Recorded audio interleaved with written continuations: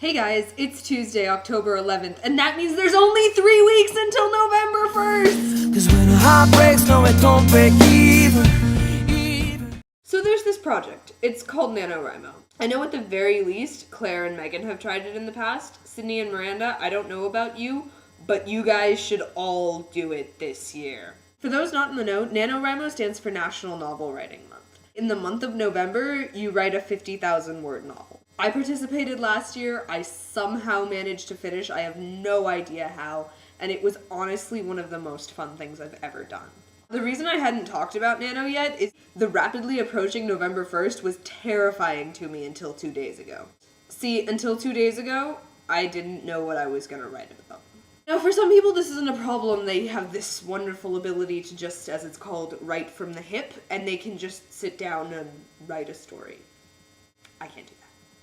I was freaking out because I thought I was gonna sit down to write at midnight on November 1st and literally have nothing to say.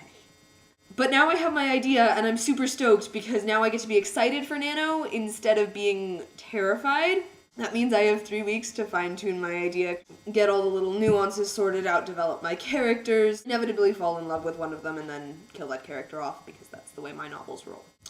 I don't want to ruin my story for everyone watching, but essentially it's about this American girl who gets caught up in the Russian mafia, and there's some French property involved, and she ends up going all over Europe. But this video isn't all about my Nano, it's about Nano in general. And the thing that is so great about Nano is that it gives you permission to suck. The thing is, when you're writing a novel in 30 days, it's gonna be bad. You can't write a good novel in 30 days. Some would argue that you can't write a good novel in 3 years. What NaNoWriMo is about is getting the words down on paper and just writing. It's a chance to write and express whatever you're feeling and get no judgment for it. But then when you're done, it's the best feeling ever. You finished! Your novel is written. And even if it's crap, it's yours. You wrote it. No one else can claim that. People told me last year that they thought I had wasted my time and that what I had done wasn't worth it. But there's nothing quite like knowing that you wrote a novel. Honestly, if I ever were to take one of those surveys where they ask you what the proudest moment of your life was, I would say it's the moment my book arrived in the mail. See, with Nano, they give you one paperback copy of your book when you win. So I got to design a cover and all that cool stuff, and then they sent me a proof copy.